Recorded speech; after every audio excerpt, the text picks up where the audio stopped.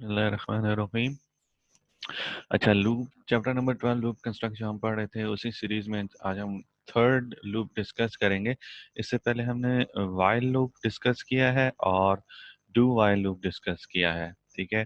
और हमें पता है कि वाइल लूप लगाया जाता है जब आपके पास कंडीशन अननोन होती है, यानी अनसर्टेन कंडीशन होती है। हमें ये नहीं पता होता कि किस वक्त कंडीशन फॉल्स हो जाएगी, उसके लिए हम वाइल लूप यूज करते हैं। जबकि हम डू वाइल लूप हम यूज करते हैं जब हम चाहते हैं कि एटलीस्ट एक दफ़ा ज़रूर लूप चल पड़े, उसके बाद फिर हम कंडीशन को चेक करें।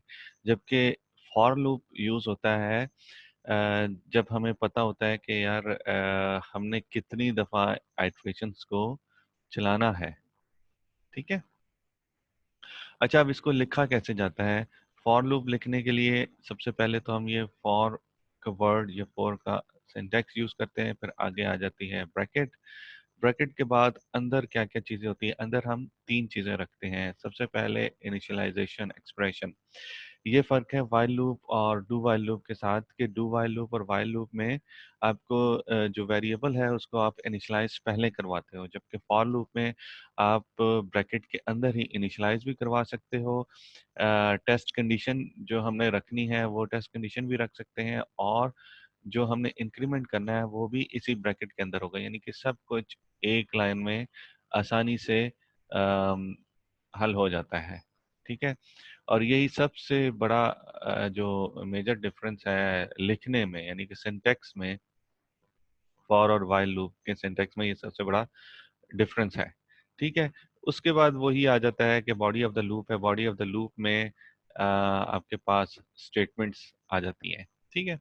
अच्छा, इसमें जो मेजर चीजें हैं वो क्या क्या हैं? There are three expression in loop statement. तीन एक्सप्रेशंस क्या क्या हैं? Initialization of the loop control variable, test condition and change, यानी कि इंक्रीमेंट, ठीक है। ये अभी मैं इसको फर्दर भी आपको बताता हूँ कि इनिशियलाइजेशन का मतलब क्या है। जिस तरह वाइल लूप में आप इनिशियलाइज पहले से इनिशियलाइज कर देते थे और डिफाइन कर देते थे, आप फॉर लूप के अंदर ही इनिशियलाइज और डिफाइन कर सकते हो। फिर टेस्ट कंडीशन, वही जो टेस्ट कंडीशन होती थी, और उसके बाद इंक्रीमेंट, ठीक है।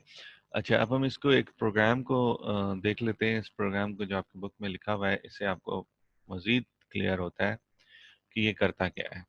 जैसे लिखा हुआ है जी इंक्लूड, जैसे हर प्रोग्राम में जो हम करते हैं कि इंक्लूड stdioh, उसी तरह हमने इंक्लूड किया। इंक्लूड करने के बाद void, मेन void, फिर हमने किया इन काउंट। हमने करना क्या है एक्चुअली?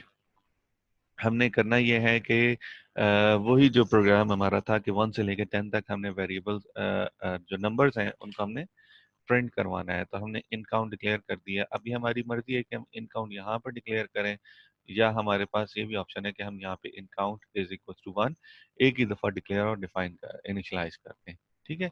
ये हमने इसको इनिशलाइज कर दिया। ये टेस्ट कंडीशन आ गई।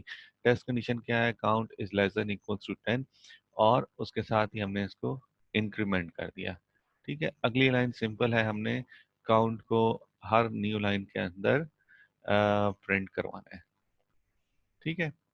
अच्छा, एक तो लिखने का तरीका ये है, चूंकि हम काउंट को बाहर डिफाइन कर रहे हैं तो हमारी मर्जी है कि हम काउंट को बाहर ही इनिशलाइज भी कर दें, ठीक है। तो दूसरा तरीका हमारे पास ये होता है कि हमने काउंट को पहले से इनिशलाइज कर दें और ये जगह खाली छोड़ दें। इसी तरह हम बॉडी ऑफ द लूप के अंदर अगर इंक्रीमेंट कर देते हैं तो हम ये वाला एरिया भी खाली छोड़ सकते हैं, लेकिन उसके लिए ये आपको याद रखना है कि ये जो टर्मिनेटर्स हैं, जो सेमी कॉलम्स हैं, ये आपने लाजमी लगाने हैं। इस तरह से खाली नहीं छोड़ना। ये वाइल की तरह नहीं है कि सिर्फ आपने कंडीशन लिख दी और आपका काम हो गया। आपको इसके लिए लाजमी इंडिकेटर्स भी लगाने पड़ेंगे, ठीक है। सो अभी मैं आपको ये प्रोग्राम जो है वो रन करके बताता हूँ कि ये कैसे रन होता है और इसकी क्या आउटपुट आती है, ठीक है जी। ये हमने प्रोग्राम लिखा। इस प्रोग्राम को हमने अगेन वही काम किया है जो हमारा प्रोग्राम था। अब यहाँ पे देखो stdioh लिख दिया है। कोनियो की हमें ज़रूरत नहीं थी इसलिए कोनियो नहीं लिखा, लेकिन आपने कोनियो लाजमी लिखना है। मैं यहाँ पे कोनियो डॉट एच भी लिख देता हूँ।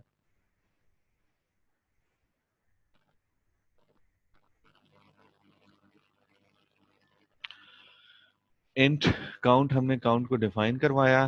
For count is equals to 1, count is less than 10, count plus plus. तो हमारे पास आउटपुट आ गई 1 2 3 4 5 6 7 8, देखो 10 तक आ गई क्योंकि हमने 10 तक इसको डिफाइन किया है। अब मैं इंट काउंट को यहाँ से ख़त्म कर देता हूँ और यहाँ पर आकर डिफाइन कर देता हूँ। ठीक है, तब भी ये बिल्कुल वैसे ही काम करेगा। ऊपर मैंने इसको काउंट को कमेंट कर दिया है। ठीक है, वही सेम उसने काम किया है। आपके पास इस तरह से भी एक ऑप्शन है। अच्छा, अब मैं यहाँ से इसको काउंट को ख़त्म कर दूँ, लेकिन मुझे सेमी कॉलन यहाँ पे लाजमी छोड़ना है, और मैंने काउंट को यहाँ पे डिफाइन किया और डिक्लेयर किया और फिर काउंट को इनिशियलाइज कर दिया। ठीक है, अब देखते हैं अब क्या होता है। सेम वैसे ही कि वैसे ही 1 2 3 4 5 6 अप टू 10 इसने डिफाइन किया। अब मैं जो काउंट को मैं यहाँ पर इंक्रीमेंट कर रहा हूँ, इसको भी मैं ख़त्म करके काउंट को मैं इंक्रीमेंट देता हूँ इस जगह पर, यानी कि स्टेटमेंट प्रिंट होने के बाद।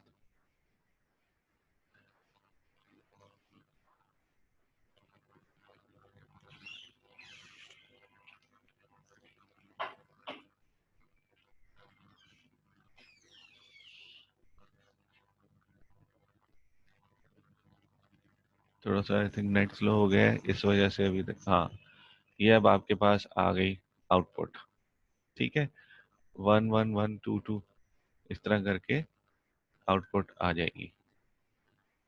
अच्छा, अब मैं क्या करता हूँ, अगर मैं यहाँ से सेमी कॉलन ख़त्म कर दूँ,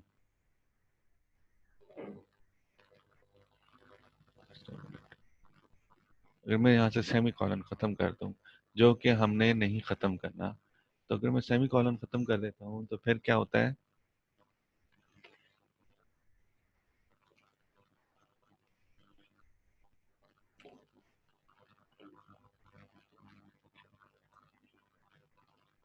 ये असल में ऑनलाइन है तो इस वजह से थोड़ा सा ये स्लो काम कर रहा है।